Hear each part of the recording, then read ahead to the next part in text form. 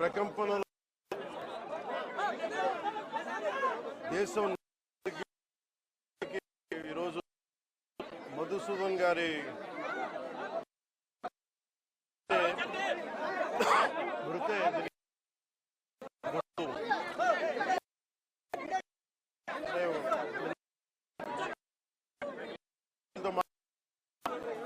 వారి క్షణంలో అడుగుతుంది.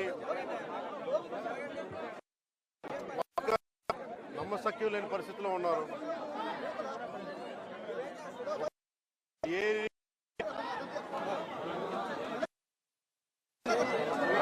కొన్ని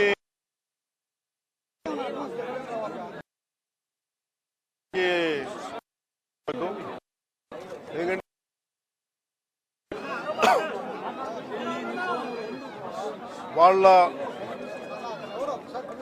ఏ ధర్మాన్ని ఆచరిస్తారని చెప్పి చాలా కోల్డ్ బ్లడెడ్గా నిర్దాక్షిణ్యంగా చంపేశారు. అది అన్ని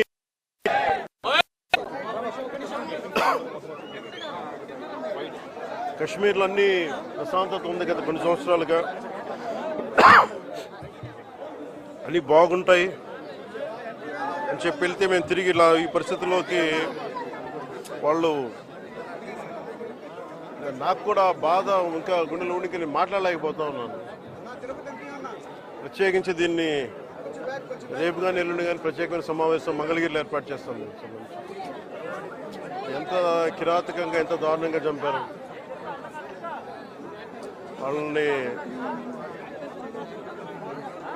ఈ సమయంలో వాళ్ళు అడుగుతూ మేము ఆత్మగౌరవం ఉన్న వాళ్ళు మేము నిజంగా ఇక్కడ ఏదో ఒక ఎక్స్గ్రేషియా ప్రకటించడానికో లేదంటే దీనికో రాలేదు. నిజంగా ఉగ్రవాదుల దాడిలో ఇది రిపీటెడ్గా,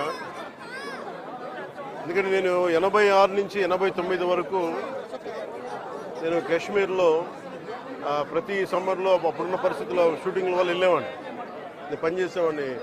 సో నాకు పరిస్థితులు తెలుసు. నాకు మళ్ళీ తిరిగి అలాంటి పరిస్థితులు పునరావృతమైన అనేది చాలా చాలా బాధ కలిగిస్తూ ఉంది. కొన్ని అంశాలు ప్రత్యేకంగా ఆవిడ తెలియజేశారు. వారి అమ్మాయి కానీ వారి అబ్బాయి కానీ వాళ్ళ పడ్డ క్షోభ చాలా చాలా వివరంగా తెలియజేశారు. ఎంత సాడిస్టిక్గా, ఎంత మెథాడికల్గా, కోల్డ్ బ్లడెడ్గా చంపేశారు చెప్తుంటే అసలు కడుపులో బాధ ఉండలు చుట్టుకుపోతాం.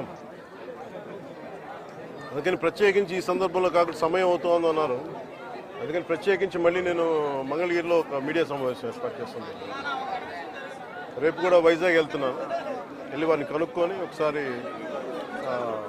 ప్రభుత్వం అన్ని రకాలుగా భరోసా ఉంటుంది, అది మీకు తెలిసి చెప్పక్కర్లేదు, ఖచ్చితంగా చేస్తాం, సందేహం లేదు. కానీ ఇది more than ex gratia, more than డబ్బుల కంటే కూడా బాధలో మీకు తగిలిన ఈ వచ్చిన ఇబ్బంది కానీ, ఈ గాయం కానీ, అంటే మనిషి చనిపోయారు కానీ ఈ జ్ఞాపకాలు చిన్నపిల్లడి ముందు జరిగింది, కూతురు బిడ్డ ముందు జరిగింది.